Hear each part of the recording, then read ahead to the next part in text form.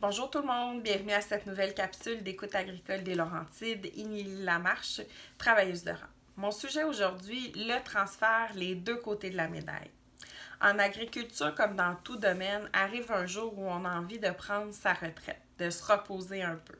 D'autant plus quand on est agriculteur. Par contre, les enjeux sont différents quand on est producteur agricole. Souvent, on a repris une entreprise familiale là, depuis des générations.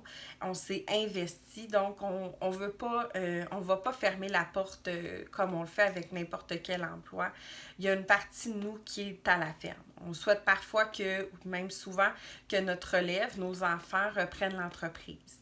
Parfois sont d'accord, parfois non. Il y a souvent un choc de génération, les visions sont différentes.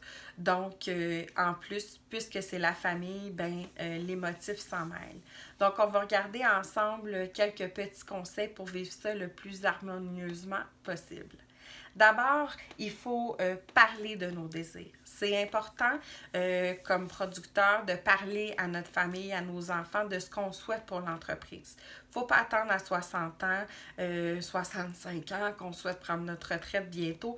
Ça se prépare d'avance. D'ailleurs, un transfert de ferme, c'est assez complexe. C'est grandement recommandé de faire affaire avec des conseillers spéciaux. Mais d'abord, ce qui est important, c'est de nommer vous, vos besoins, vos désirs, mais surtout d'être réceptif et d'essayer de le faire sans jugement sur ce que souhaitent vos enfants. Ça peut être difficile d'entendre que nos enfants ne souhaitent pas reprendre l'entreprise familiale, mais il ne faut pas mélanger les motifs et l'entreprise. Ça veut dire, c'est possible que les enfants aient d'autres projets, d'autres rêves, mais ça ne veut pas dire qu'ils n'ont pas aimé leur vie à la ferme, qu'ils n'y sont pas attachés, qu'ils n'ont pas de bons souvenirs, etc. Donc, c'est deux choses différentes. Pour la relève aussi, c'est important d'être capable de nommer nos besoins, de s'affirmer parce qu'il est aussi question de votre avenir. Dans un deuxième temps, c'est important de voir les différentes possibilités. Oui, transférer à nos enfants ou vendre l'entreprise, c'est souvent un des deux choix, mais il en existe d'autres. Donc, on peut aussi faire affaire avec des organismes qui vont nous aider pour trouver une relève non apparentée, comme l'artère, entre autres. Ou encore, c'est possible que notre relève souhaite reprendre l'entreprise, mais veut changer la nature. Donc, peut décider de ne plus faire de production laitière, de faire du maraîcher bio. Bref, faut faire preuve d'ouverture, de créativité. Puis, pour la relève aussi, c'est important d'explorer ça ensemble avec les parents, les diverses possibilités pour prendre un choix, une décision éclairée. Troisièmement, il faut, je vous en ai parlé un petit peu, mais c'est hyper important de séparer le plus possible les enjeux émotifs et les enjeux financiers. Pour un producteur qui a investi toute sa vie dans une entreprise, ça peut être encore plus difficile émotivement que financièrement de prendre des décisions en lien avec l'avenir de la firme. Malheureusement, certaines personnes vont décider, au détriment de leur bien-être, de ne pas prendre de retraite puis de continuer l'entreprise pour ne pas la perdre. De l'autre côté, on a parfois une relève qui a des rêves et des projets différents de ceux de leurs parents, mais sont attachés émotivement à la ferme, ne veulent pas décevoir la famille, donc vont reprendre l'entreprise en oubliant leurs rêves.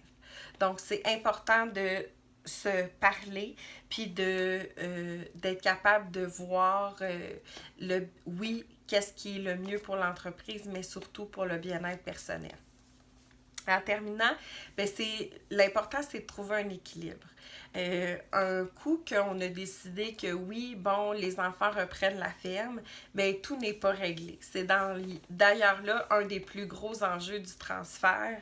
C'est que le défi, c'est de trouver un équilibre entre les attentes et la vision de la relève, et puis de jongler avec les connaissances et l'expérience des parents. Donc, c'est ça souvent le plus grand défi.